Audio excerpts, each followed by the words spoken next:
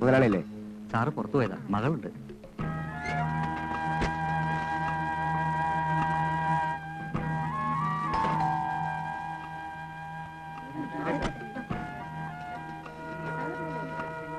എന്താ കൃഷ്ണകുട്ടി?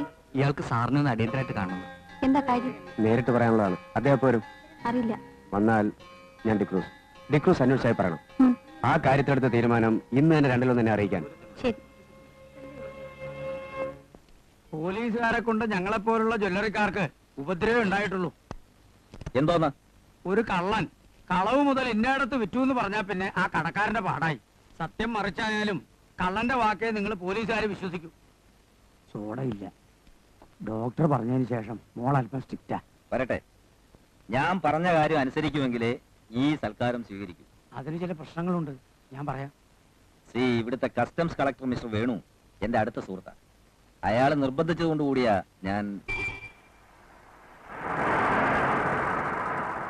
ദൈവമേ, മോള് വന്നെന്ന് തോന്നുന്നു.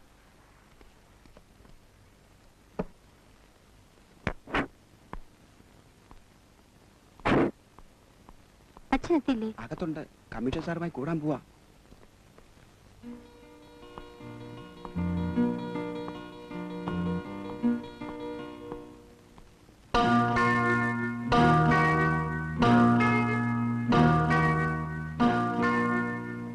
ഒന്നും മിണ്ടാതെ കടയിൽ നിന്ന് ഇറങ്ങി പോകുന്നത് ഇതിനായിരുന്നു അല്ലേ? അല്ല മോളെ, പ്രൈവറ്റ് ആയിട്ടൊരു കാര്യം ഡിസ്കസ് ചെയ്യാൻ ഞാൻ വിളിച്ചതായിരുന്നു. പിന്നെ ഒരു ഡിക്രൂസ് അച്ഛൻ അന്വേഷിച്ച് കടയിൽ വന്നിരുന്നു. ഇന്ന് തന്നെ അയാളെ കോണ്ടാക്ട് ചെയ്യാൻ പറഞ്ഞു. ഈ ഡിക്രൂസനല്ലേ പ്രതി? അതെ. ആരാച്ചായാള്? സ്മഗ്ലേഴ്സിന്റെ ഒരു ഏജന്റ്. അക്കാര്യം സംസാരിക്കായിരുന്നു ഞങ്ങൾ.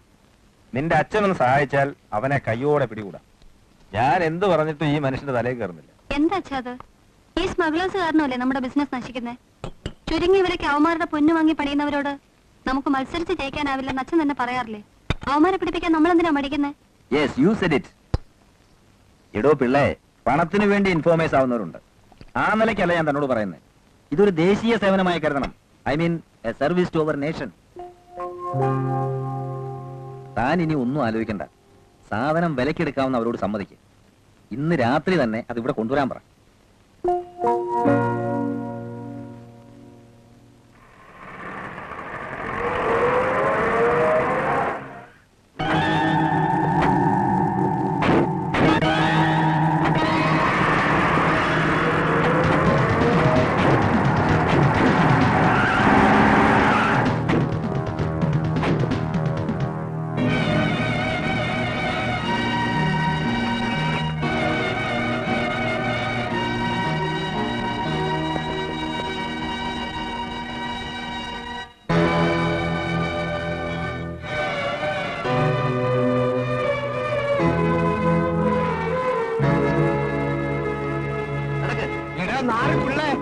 നീ എന്നെ ഒറ്റിക്കൊടുത്തല്ലേടാ? ഇതിന് പകരം ഡിക്രൂസ് തിരിച്ചു വന്നിട്ട് എടാ നിന്നെ ഞാൻ വെറുതെ വിടുവെന്ന് കരുതണ്ട.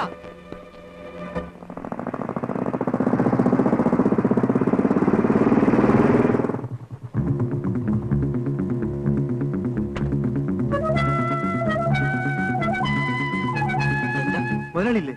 ഉണ്ട്. എന്താടാ മുതലാളി? ആ കൃഷ്ണപിള്ള നമ്മളെ ചതിച്ചു. ഓന്റെ പെരയിൽ കസ്റ്റംസുകാര് ഡിക്രൂസിനെ പോലും പിടിച്ച്. മാഡത്തെ വിവരം അറിയിക്കണ്ടേ? ആദ്യം വക്കീലുമായി ആലോചിച്ചൊരു വഴി കണ്ടെത്തണം, എന്നിട്ട് അറിയിക്കാം മാഡത്തിന്.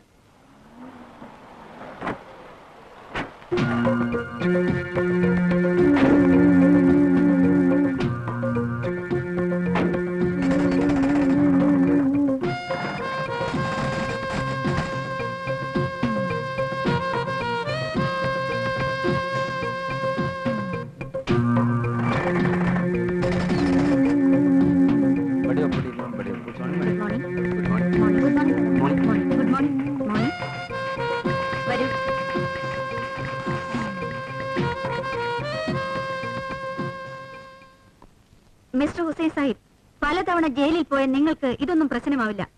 എന്റെ കാര്യം അങ്ങനെയല്ല. കൊല്ലങ്ങളായി ഈ രാജ്യത്ത് ഞാൻ നേടിയെടുത്ത എന്റെ സ്റ്റാറ്റസ് 12,000 കുട്ടികൾ പഠിക്കുന്ന ഒരു സ്കൂളിന്റെ ഉടമ കൂടെയാണ് ഞാൻ.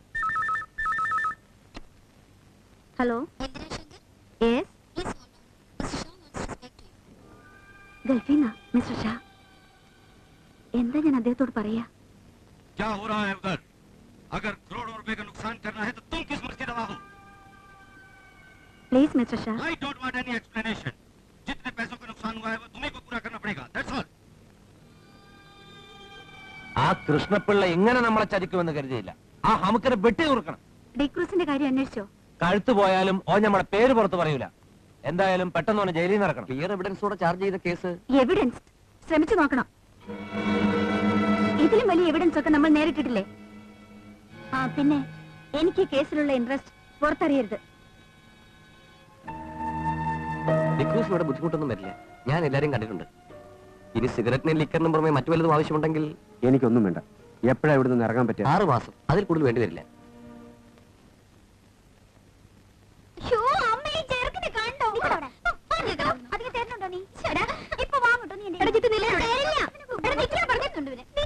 ശരിയാക്കുന്നുണ്ട്.